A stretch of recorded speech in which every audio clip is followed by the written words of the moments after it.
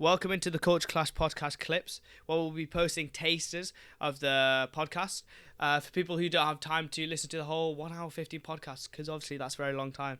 But if you do enjoy it, remember to drop a like, subscribe, and if you really, really enjoy it, then feel free to listen to the whole podcast every Monday and Thursday. Going on with Modi as well. Yep. You didn't want me to mention that guy. Was that? That was 1 minute 58 before that started. Before That topic came up. But tell me about him. What you thinking?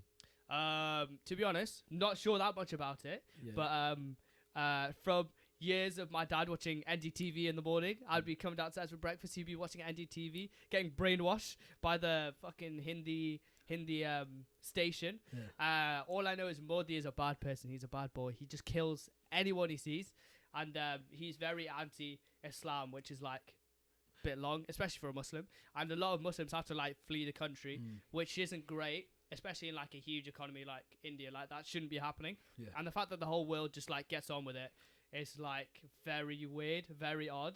But it's not as big of an issue as in a lot of other countries like Burma and like Bosnia back in the day. But like it is becoming more and more troubling as the days goes on, because it's like the new. It's been compared to like Nazism, in the sense where they're like, if you're not Hindu, if you're not a certain caste, then then you're not good for this country. Like you're no good. Even though most people in India, genuinely 80% are from villages, right? So they basically bums. I think that's they're not bums, but they're not of like a high esteem caliber. So they shouldn't really be like, they should be working together to build themselves up. But instead they're like fighting over land, fighting over like religion. Like in Pakistan, India and Pakistan have such bad relations that in Pakistan, I think there's like a Gurdwara or some Sikh like temple, which is like really holy. And these Indian Sikhs can't get over to Pakistan because relations between India and Pakistan are really bad. And that's mainly India's fault, because they're really intolerant. Like that might be biased because I'm a Muslim, but like it's really intolerant. And like imagine if we couldn't go to the Kaaba, how much of a major thing that would be. But like these Sikhs can't go there. They literally have to get binoculars from about 4 kilometers away just to look at it. Like it's crazy. I feel like it's a bit ignorant for us to say it's not as serious as what Nazism was.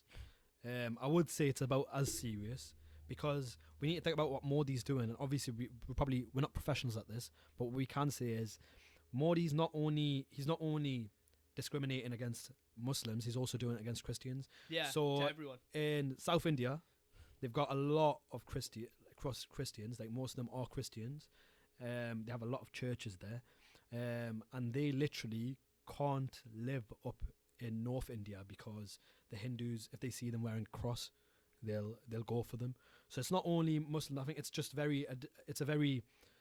I wouldn't even like to say it's racism or anything. That's very like xenophobic. Yeah, literally, because they're like the land for only Hindus. But I feel like it's the reason why we're not taking it in like the extreme that Nazism was is because it's such a big country, so you just assume a lot happens.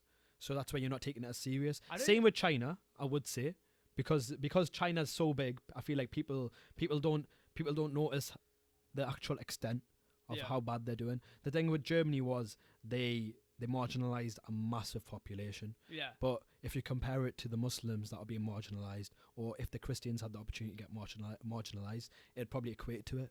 Like we can't only assume that it's only Muslims in this. Obviously, they're targeting Muslims, but trust me, from like first hand, I know it's Christians as well. Yeah. In that country, and I think that's the problem right now. I don't think it's the problem is,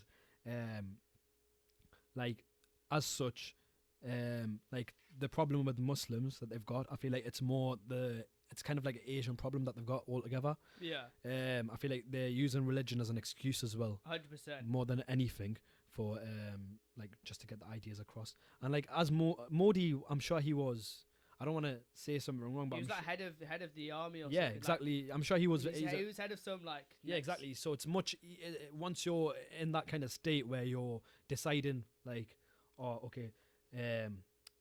I'm in charge of the army, and through military force I will take over this part, or I'll try to eradicate. That's instilled into your brain, like if he's from the army. And I feel like we've saw it over history, like Gaddafi, like yes he might have done good and yes he might have done bad, but like a lot of people don't like him because he was very military, like he was very military based, and it just never works like that. Yeah. Same with Winston Churchill. By the end of it, although he helped the UK so much, by the end of it, he wasn't too good for the UK. He couldn't do what was best for it to get like the money back up to help the economy.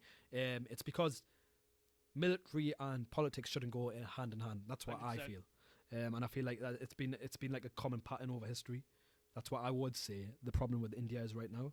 I would say a lot of it is perspective, because a lot of people, especially in the UK, like what you say about Winston Churchill, would be like, oh, he won us the war, he stopped Nazism, he stopped the spread of it, which like you can't speculate on it because it didn't happen, but like that would have been a big thing if they hadn't won the war. But like, it's perspective such a thing where it's like,